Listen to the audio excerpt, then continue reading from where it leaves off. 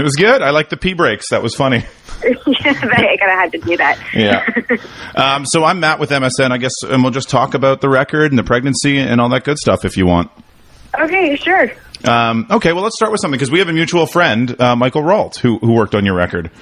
Oh, good. Yeah, I love Michael. He's I haven't talked to him in ages, but I'm sure he's doing great so far as well. Well, yeah, I saw him play Thursday. He was here in Toronto Thursday night. I saw him play. He was fantastic. Really? Yeah. Good. And then I started thinking, I can hear like his riffage on your record. So I'm wondering, like, what did he bring to the process? Actually, I asked him to arrange a couple of songs just because I wanted this whole 60s vibe to it. And Michael's not really known from the general public, and I thought that was like I'm sure he's gonna be huge, like in a couple like months or a year or so. But I mean, it's so great because his universe was dead on with what I wanted to do, and I was just really stoked. And I asked him, and he said yes. So I mean, that worked out, and it was really for that sound, that particular sound, 60s, the Ronettes, the Crystals. Phil Spector kind of vibe. And I really wanted that, and I knew he could actually achieve that. So. And was it difficult working, I guess, with French lyrics? I'm assuming he doesn't speak French. No, I think it was. I think it was just he understood the goal of it. I mean, the music. He's a great musician, so he totally understood it, and he actually listened to a lot of music in French before, and he totally got what I wanted to do, like the France Gall type of thing, and it really went really well. Yeah, well, I think so. I definitely agree with that. So let's talk about the show last night a little bit, because it's funny, sitting in the audience last night, or standing in the audience, rather, it's funny how singing in French doesn't affect an English audience at all. People are still just as much into it. Yeah, actually I was surprised because I thought there were going to be a lot more French-speaking people yesterday, but the crowd was mainly English, so that was interesting, and I was really happy to see that they were not phased at all. It was great. Have you toured the States at all? Have you tried? Did I try to what? Tour the States? I'm sorry, I can't hear you really well. Oh, that's all right. Have you tried to tour the States, the United States? Oh yeah, we just got back from the West Coast. Actually, we did Portland, and in January we did all of the East Coast. So not all of it, but like the main cities. So that's like Washington and New York and Philly. And are the audiences French people, or is it just people who dig music? People who do music, basically. There's some people that speak French and a lot of people that only speak English, so that's really awesome. Yeah, it's cool how language really just doesn't make a difference, really. It's kind of like Sigur Rós in a way, because you're hearing these words that you might not understand, but they're just so beautifully put together that it just works. Yeah, I mean, I was surprised to see how, people don't really just stop at the lyrics. They really hear the production elements to it. They get the general vibe of it all, and that's really good for me because, I mean, when I sing in French, like for the people here in Quebec and in France, like it's a bigger audience, but it's like a lot of kids and a lot of older people too, and whereas in the States and in English Canada, I'm very considered indie almost. Mm-hmm. So it's interesting. I get best of both worlds. And I heard you say performing in France is different, that they expect more. What do you mean by that? I don't know. I became kind of a pop figure when I started doing stuff in France and in Quebec, and it was the stakes changed, I guess. But it's really different when I play in Toronto and Vancouver and anywhere else where people don't speak French for some reason. Is the last show is like in a couple of weeks for you, I guess, for the time being? You mean last show? Before the baby break. Oh yeah, the last show is in 2 weeks, so that's 15th of June. And then what? And then are you ready for it? Like what's going to happen for you? Yeah, I'm totally ready to finish this tour. I mean, it's a shame I can't do the festivals. Obviously, if I could have, I would have, but I couldn't. So that's the sad part of it. But yeah, like I'm ready to actually just stop for a little while and concentrate on other stuff. I've been doing music for the past 3 years, so this should be interesting. You said concentrate on other stuff. What kind of other stuff? What are you looking forward to in I guess the break? I guess more writing. I haven't done a lot of writing in the past year, so I'm really looking forward to just taking some time for me, trying to see where I can get more creative. I talk about heartbreak and deception, and the broken girl type of game kind of gets tired at one point, so I want to see if I can write about something else. I'm sure the baby will help that. I'm sure there's going to be a lot of joy in your life very soon. I sure hope so. Does the baby kick on stage? Like, are you noticing different things during your performance? Do I do different things during the performance? Well, do you feel the baby kick on stage, or like, does it change the way you act or perform? No, it actually doesn't change anything for now. It's just I get more tired. Right. Okay.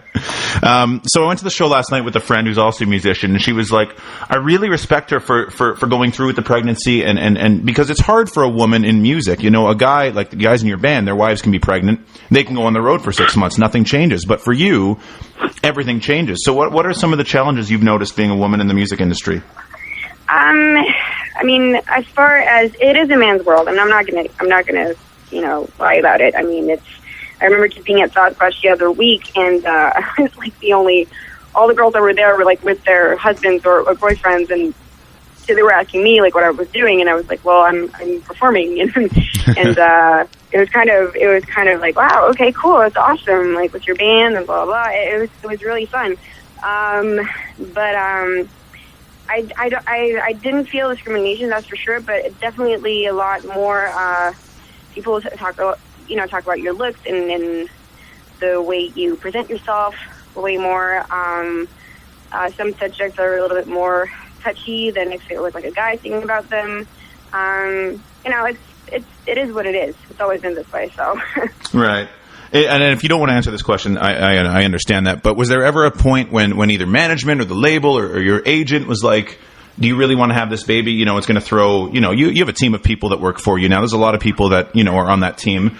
So was there ever questions about that at all? You know what? No, because Good. Obviously this was going to eventually happen to me. But no, they were pretty stoked. I mean, it was obviously going to be a little bit more complicated on the management side, like what to do for touring and how we're going to take the tour bus, like how are we going to plan this. That was a complicated part, but they were down with it, and it made sense with the whole like when the CD came out and everything. It made sense. And back to the CD just for a second. It's always a side portrait on the covers. How come? I don't know. I guess like the second one, it just happened that way, which is good. It fits, and now I know that for the third one, I'm going to have to do the same thing. It's always going to be the same way. That's funny. I heard you want to move to Toronto. Is that true? I can't do that anymore. Oh, okay. So you're going to raise the family in Montreal. Yeah, I kind of have to. I wanted to. I mean, I'd still go to Toronto if, like, my job permitted it. Mm-hmm. But I kind of have to stay in Montreal. My boyfriend being, like, half French, too, it's kind of like he can't speak English. So, okay. Yeah, so I kind of have to stay here. Might pose some problems, right? That's cool. Speaking of English, Golden Baby. It's the one song I can kind of sing along to. So you decide, really? Well, because it has 2 English words in it, so it's kind of nice. Oh, good. Yeah. So how come you title a record? I know Coeur de Pirate's always going to be a French thing. So how come an English title? That song was actually originally in English. So. Oh, okay. Yeah, so that's why, and I didn't want to change the Golden Baby because it just made sense that way. So for that was the. I just kept Golden Baby, but it made sense with the rest of the song. But originally the song was in English. Can you give me 1 second? I just need to lock my door, and I need both my hands. Yeah, sure thing. Of course. I'm just gonna do that.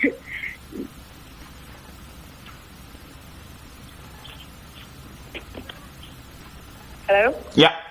Okay, sorry. I'm going to a baby shower right now. Actually, not mine, but somebody else's. Oh, cool. Well, do you have time? How much time do you have? I don't want to like ruin your day. I'm just waiting for my lift, so we've got time. Don't worry. Okay, cool. I won't take too much longer. Don't worry. What were you saying? The English song. Oh, so do you write in English? Do some of the songs start in English and then end up being French? Not for most of the record material, but I do write in English most of the time. I mean, it happens to me often. Like I do want to work in English soon. I don't know how soon, but I'm counting on it. Cool.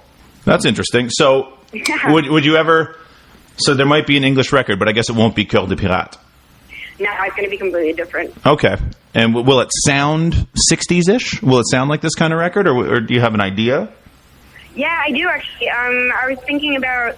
I'm really fascinated by the country 60s.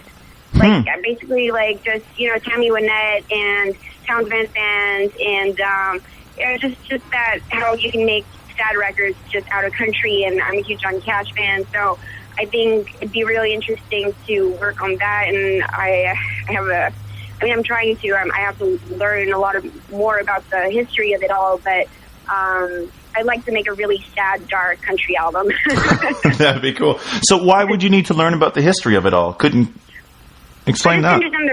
Just to understand the references, like why, the like basic Appalachian songs, what the people in the mines were talking about when they were singing about certain things. I mean, I think it's important to understand the history before I get into it, for sure. You're very deep for a young person. This is amazing. I love it. The record talks, I'm jumping around a lot, I know, but the record talks a lot about phases in a relationship. Do you want to explain that a little bit? It's just with that record, especially, it's just you go through. It's not just about meeting somebody and going through a breakup. You go through a lot of different phases when you're in love with somebody, especially when you're lacking confidence confidence in yourself. So basically, the second you meet someone, then there are a couple changes that happen. You meet someone that is beautiful, and then it gets kind of weird sometimes, and then there's your own insecurities sometimes surface when you're dating somebody, and when you're happy with somebody, it doesn't happen. When it's not going well, then your own insecurities kind of tend to surface right through. So that album was basically just me trying to figure out what I was going through and why I was feeling so insecure in my own relationship with the person that I was with, basically. Right. Who's also a friend, but we won't need to speak of him. It's fine. So we do something called 5 questions. 5 quick questions, 1-word answers. Okay. Road or studio? Road or studio? Studio. Lennon or McCartney? McCartney. When you hear a song, what hits you first? Lyrics, melody, or rhythm? Melody. Song you've written you're most proud of? Place de la République. Cool. And in 1 word, Coeur de Pirate? 1 word. Could be French, could be English, doesn't matter. Romantic, I guess, like romantic. Yeah, sort of. Amazing. And we're also putting together this feature of artists' playlists, like 5 tunes that you really dig.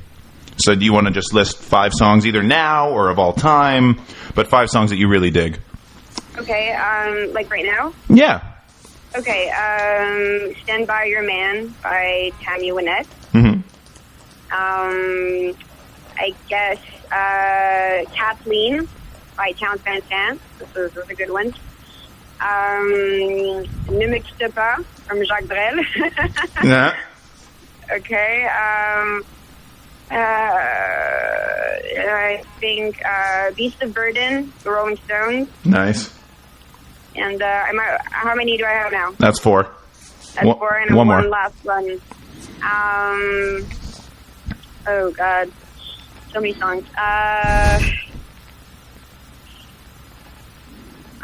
Fake Empire, The National. Oh, amazing. I love that song. There you go. Yeah. Awesome. Thank you so much. It was a pleasure to watch you perform last night. It was one of my favorite shows in a long time. And Candle was great, too. Really super impressed. Candle's great. Yeah, thanks for coming out. Hey, no problem. Oh, I got a question for you, actually, before we end here. So you got white flags all over, yet your name is Coeur de Pirate. Why not pirate flags? I don't know. I mean, it was Coeur de Pirate is in French, so, I mean, we'll see. If I ever do something in English, maybe I'll call it Pirate Heart. But right now, it's Coeur de Pirate. No, the flags. You had flags on stage. I do? There were white flags all over the stage yesterday. Was that not you? That was just the venue set up? Oh, that's actually how we set up all the time. It's just basically we wanted to do this whole like festive type of festival type of ambiance, and yeah, that's just what happened. And plus, like the left like the Fanians and stuff, it just made sense.